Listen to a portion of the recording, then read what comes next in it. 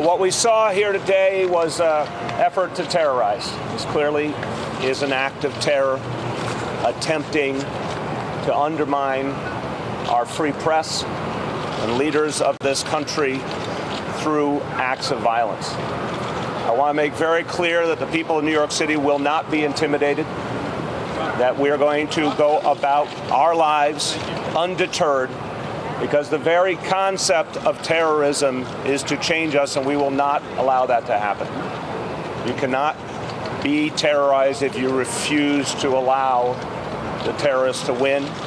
People of this city have shown time and again that they stand up in the face of these efforts to intimidate. And I want to thank the people of New York City for the way they're handling this situation today. I also want to thank our first responders.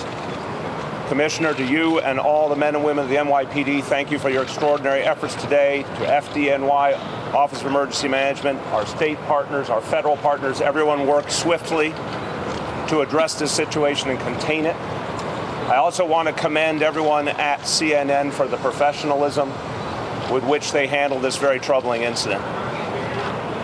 We, at this time, do not have other credible and specific threats against locations in New York City. I want to let all New Yorkers know you can go about your daily routine knowing the NYPD and all these other agencies are here to protect you. It's important to note that this is an ongoing investigation. As we have more information, we will provide it.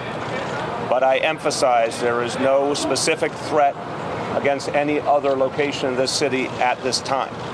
That said, the NYPD and all of our partners have reinforced our very clear, visible presence at key media locations around New York City and other important locations. So you will see a lot more police presence. That should be reassuring to all New Yorkers. Finally, I want to say this is a very painful time in our nation. It's a time when people are feeling a lot of hatred in the air. And incidents like this exacerbate that pain and exacerbate that fear. We cannot let the acts of a very few change who we are.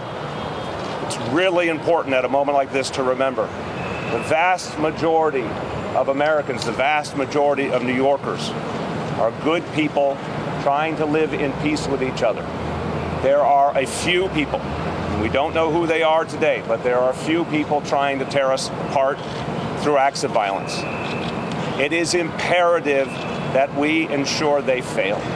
It is imperative that we act as the good and decent people that we are.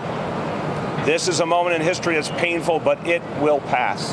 This too shall pass.